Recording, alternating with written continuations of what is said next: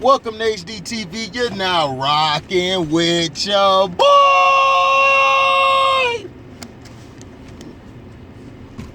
Yeah. What's going on? What's going on? What's going on? Now, I watched the games. We're going to talk about the Hawks and the Bucks game real quick. Now,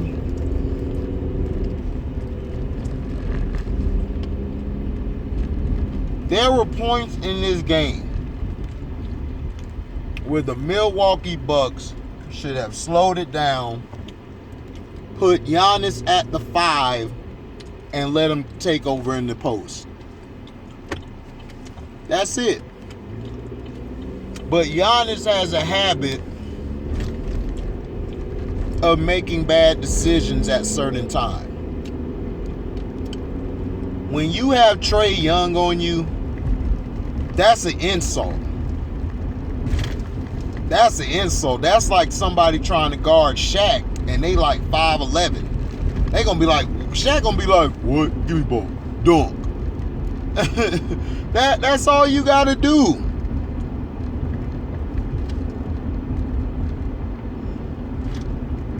That's all you have to do. And I don't know what it is. It's just that when it gets to 5 minutes left in the game, like the whole game in fourth quarter, the Milwaukee Bucks play so horrible in the clutch. Drew Holiday was saving their ass all night. If Drew Holiday didn't have the game he had, Atlanta could have beat them by 15. John Collins, everyone talks about Trae Young's points, and no, it was John Collins on the board. Him and Clint Capella dominated the second half like it was nothing on the boards. John Collins got 2 big rebounds to throw it out to restart the offense. Got a couple shots. He hit 2 or 3 clutch buckets at the end. John Collins took over that latter part of the fourth quarter. Trae Young was doing what he was doing. And this is what Ben Simmons needs to watch. This is what you need to watch, Bum Simmons. Yeah, we're going to call you Bum Simmons. This is what you need to watch. You need to watch how Trae Young stays a threat on the court. How he stays aggressive. He stays aggressive. He little, but he a pit bull. That boy's a pit. He 100% dog in him. That makes up for all of his weight. And see, the problem is the Bucks, they start taking these dumbass threes like Middleton. You should have got the ball to Giannis. Y'all should have, you and Holiday have got to be more of a floor general. Holiday, you got to go to Giannis and say, look, man, get your ass in the post. We don't need 03 right now. Get to the post. I'll get you the ball. Lay it up. You guys were only down by 1. And you going to throw it out, Middleton, to Connaughton to shoot the 3 for what? This is the stupidity I'm talking about.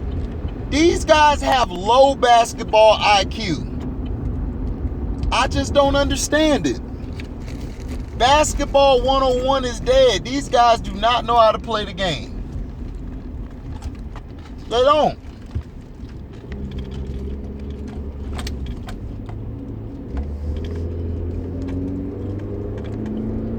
They don't.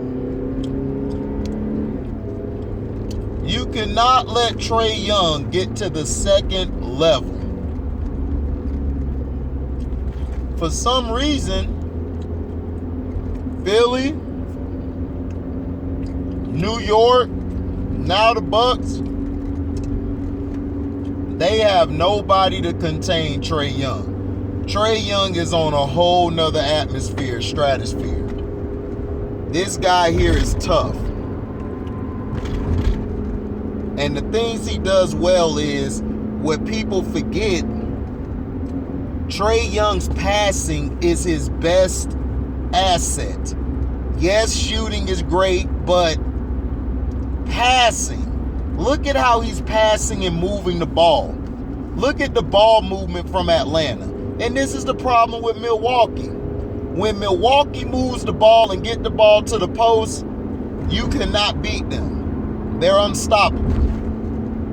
But then they go back to playing that bullshit Euro ball, which is move the ball around, get it to the guy from the 3, or you in the lane, you can have an easy layup or dunk, you pass it out to the guy to shoot the 3. No, we don't like that.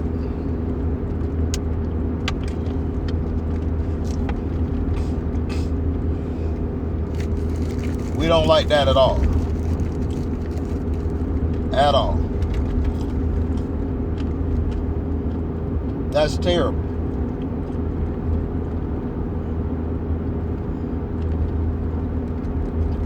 That is terrible. Seriously. And I just don't understand it. Like, does Milwaukee, are all your guys blockheads? Middleton pulling up from 3 when they're up by 1 or down by 1. It's like, Middleton, dog, this is getting old. You got to stop with all this bullshit. You need to play the game how it's supposed to be played. Drew Holiday can come back and have another big game. Now, also for the Hawks, their bench stepped up. Lou Williams, Herter, oh,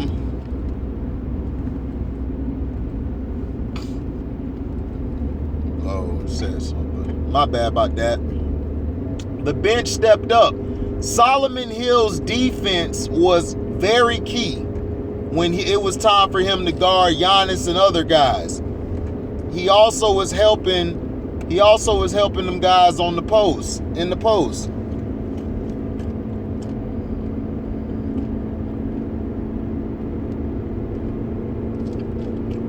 Clint Capella, his running the court, his defense, his rim protection was very key, especially in the second half.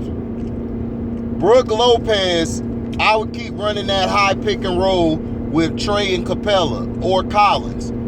Brook Lopez is a defensive liability. You've got to lessen his minutes. You've got to play Bobby Portis more. You got to. But what I would do, I would move Giannis to the 5. Me and Kraken have been saying that all year. Move Giannis to the 5 and operate. If you put Giannis at the 5 and you're running nothing but screens and pick and rolls, man, Giannis is going to dominate.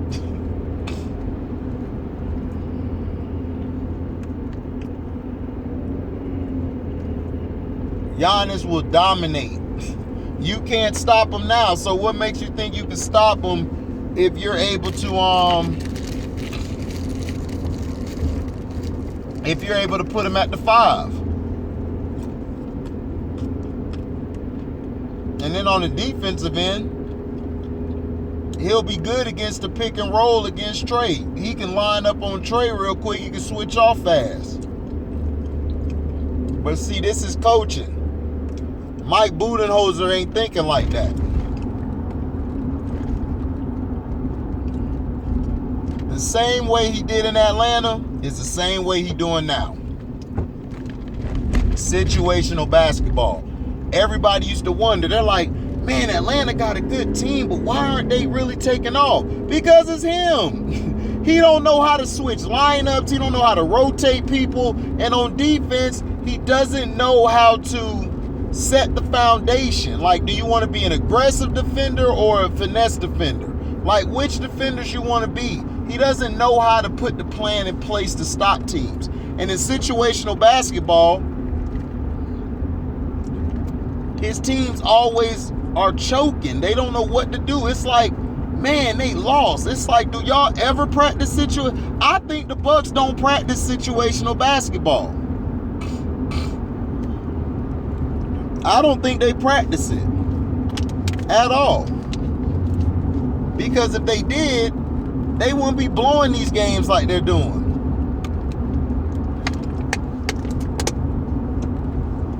And it's downright pathetic. It's downright sad. Very sad.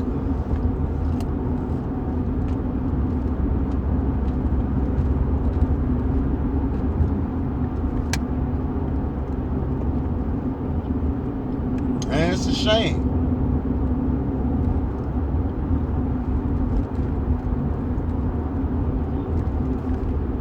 It's a darn shame. Because the Bucks should have won this game. The Bucks were up by 5. Then the Hawks, Trae Young, start turning it up. And then the Bucks, they kept missing shots. They kept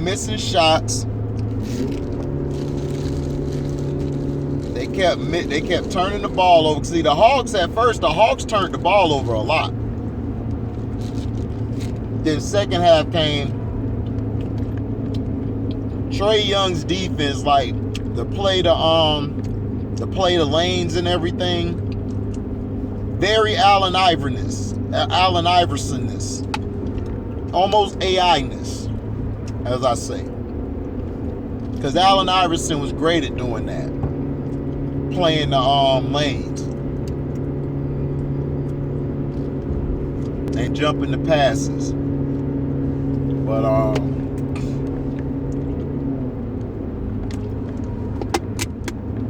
But Ty Lue, man. I mean, not Ty Lue, but Nate McMillan, man. Nate McMillan is out coaching everybody. And this is for a long time. I told people Nate McMillan's a great coach. The problem is his teams used to get hurt at the wrong time. That year, Oladipo, last year, if Oladipo wasn't hurt, they would have ran it in the bubble. In Portland, Brandon Roy, I believe, got hurt. I think that's when McMillan was there. Brandon Roy got hurt, and that messed him up. So, Nate has always been a great coach. Now he has the right team where he like, bet, I know what to do now. And then his ability to work with Trae and John has been marvelous. He talks to Trae, he just gives him talks to him like a dad to his son. And I respect that. What Nate's doing. Nate got them boys balling. And like I said, if they don't bring Nate back, hey, Orlando will be waiting for you. But I think they're going to sign him back, win or lose.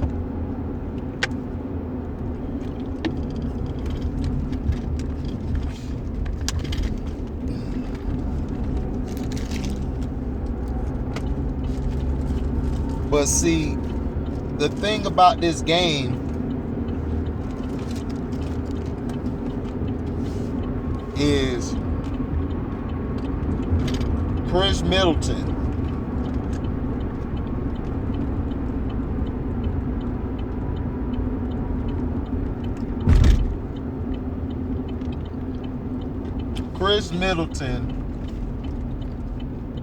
was terrible.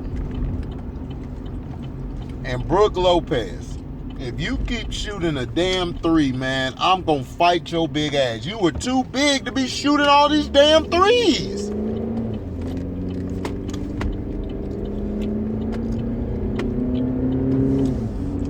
It's like, dude, you could dominate. You are damn near 7-1. You could dominate, and he don't have no post moves. It's like, oh my gosh, dog. How the hell you in the NBA, you a big man, you got no post moves, dog. This is terrible.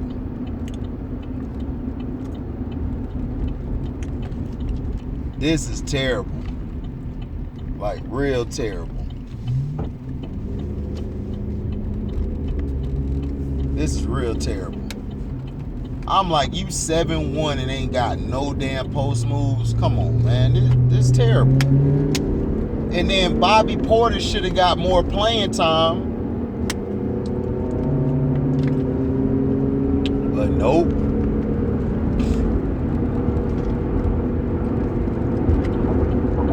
Not Coach Bud. That's too smart for Coach Bud. Now the next game, the thing that they have to do, they have got, I repeat,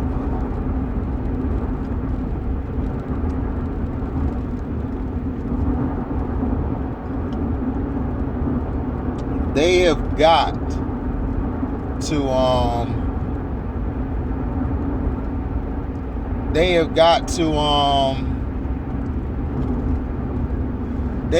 to limit Trae Young getting to the next level, and to nullify that, I would put Giannis at the 5. Giannis is big enough. Giannis is very strong. So when they try to run that pick and roll with him and Capella, Giannis will be there to shut that down. Also, put Giannis in the post. I don't know how many times I got to tell y'all or how many times I got to break this down. It's like, look, you guys have got to put him in the post. If he's in the post, nobody can stop him. This dude got a wingspan like he's damn near 8 feet.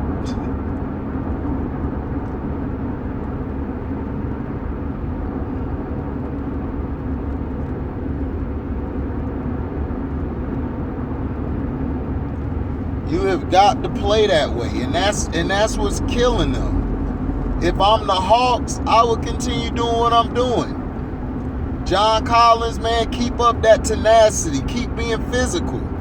All the Hawks got to do is keep it close with 5 minutes left in the entire game, and the Bucks will choke it away. Now, I told you, if the Bucks play smart, they can win this in 5, at worst 6. But if they're playing dumb, they could lose this series in 7. So I'll let you be the judge of what else happens. Now, what's the thing? Oh, yeah.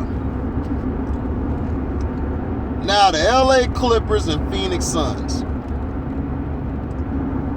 I don't want to hear no more of that bullshit that Beverly's out there running around. No, Beverly is a great defender. He's a great defender. Beverly could have played in any era because he's tenacious. And he hits some big shots. Reggie Jackson has been the MVP of the LA Clippers. I'm sorry, he's been the MVP. Kawhi's the best player, but Reggie Jackson has been the MVP, the most valuable player. Because when it's time and they need a bucket, Reggie Jackson is coming up big. I mean big. And Ty Lue, who has no damn clue, finally put in my dog from Florida State, Terrence Mann. And Mann had a good game. He D'd up Chris Paul everywhere he went.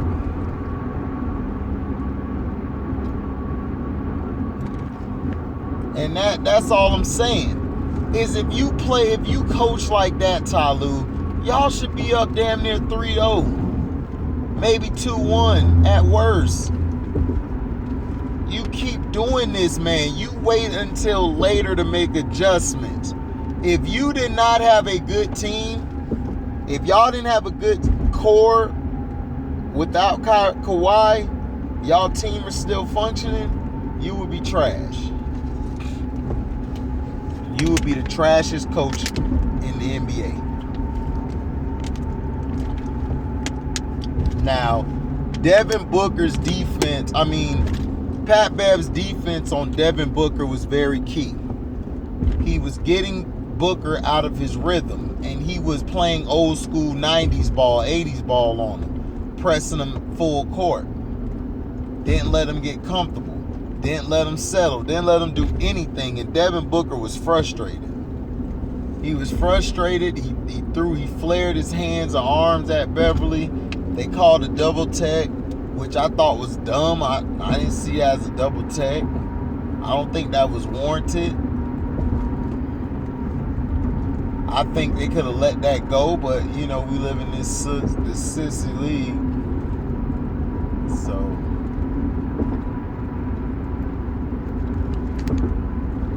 you know, that's how I look at it. The Phoenix Suns hurt when Cameron Payne got hurt, and I knew this would happen. They started Chris Paul, which was a bad idea. You should have let Cameron Payne start. If Cameron Payne would have started, Cameron Payne would have been running them boys up and down the floor, and he would have been hitting threes. And I just don't understand this. I just don't understand it, how everyone keeps saying CP3 this. The team is better without CP3. I know you guys don't want to hear it, but they are. This team isn't Oklahoma City Thunder.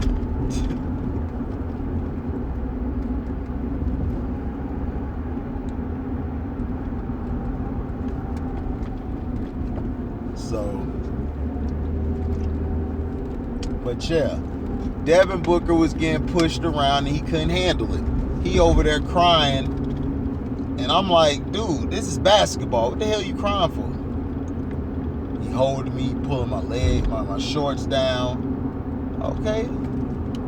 So he mentally could get to you. So they figured out, oh, he got game, but let me mentally get at him. That's all Pat does.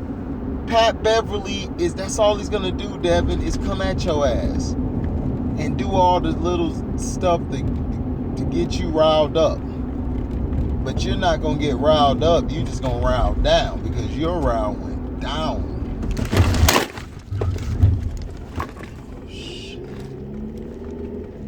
What's up? These motherfuckers, damn it. Almost got in a damn accident because these dumbasses don't want to go. Tell you, dog.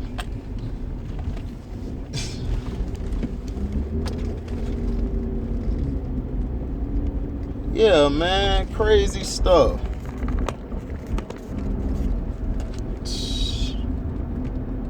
Damn idiot.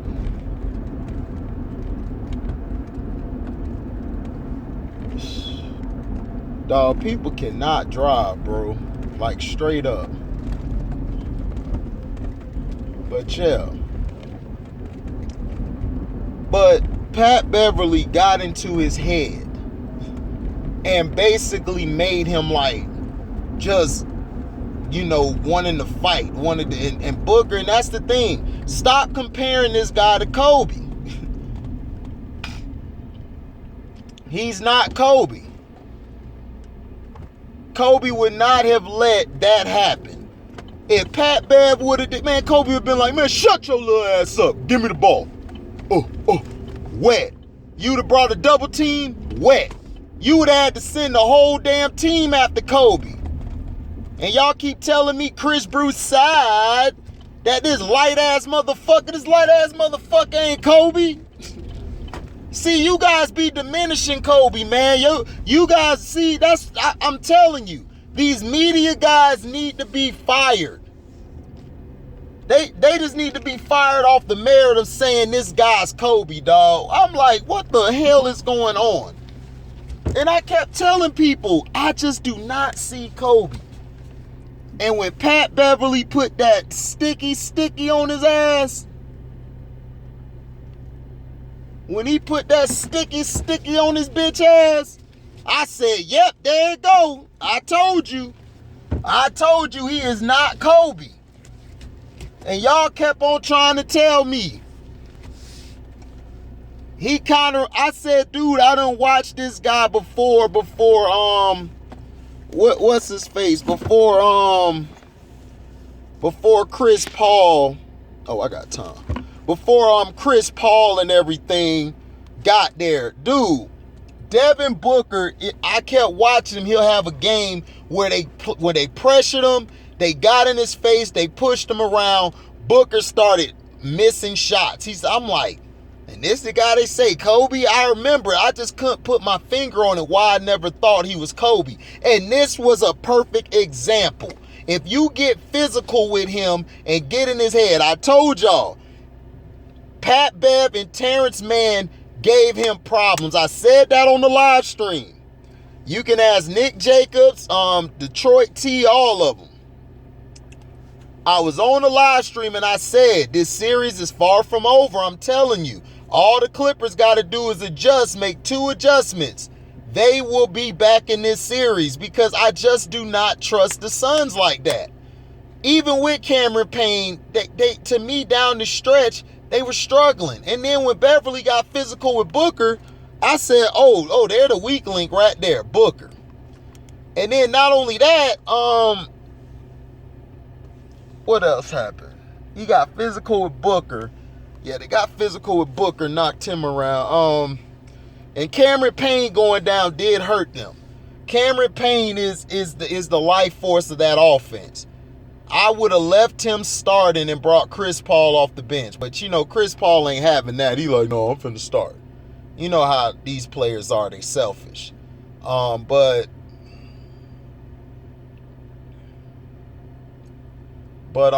that's how it is. The Suns can't play the game well. The Suns thing is, if you get physical with them and you keep them in a half-court offense, you don't let them run because when they run, you can't stop the Suns, dog. And Miles Bridges was quiet again. He's out the series. Jay Crowder, quiet again. These guys are going to settle for them dumbass jump shots. DeAndre Ayton was balling, and then second half, they shut that down. Now, what's pissing me off is this bum Tyronn Lue isn't playing Boogie. Why aren't you playing Boogie, dog? This is what I'm talking about. This guy don't know how to coach, and y'all trying to give him credit for what? For making the obvious?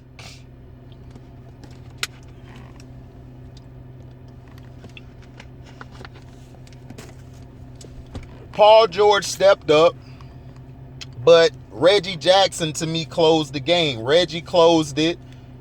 Reggie was balling most of the game. Luke Kennard, man, my goodness, man. Luke Kennard, man, T, man, I know you and Cino, boy, I know y'all miss him. Man, Luke Kennard is that. Boy, he be bodying dudes. He wet.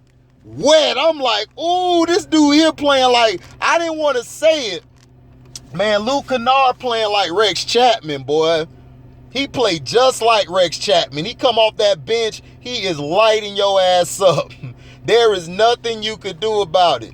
You could D up, you could tree up, you could whatever. He knocking that shot down, and it's so beautiful when it come off his hands. What's up, boy? It's so beautiful when it come off his hands. And that's why I kept telling people, like, look, man, this guy the truth. He is the motherfucking truth. Luke Kennard. Now, going into this next game, what the Clippers need to do, play Terrence Mann more. Just keep doing what we're telling you to do. I've been telling you, play Terrence Mann more. If you play Terrence Mann more, you'll be fine. Who cares if he's in foul trouble? Put that nigga out there. Him and Beverly are a nasty backcourt. And when you bring Rondo in, I like when they had Mann, Beverly, and Reggie Jackson in. That's a good lineup. With Paul George, and then they had Zubac. That's your lineup.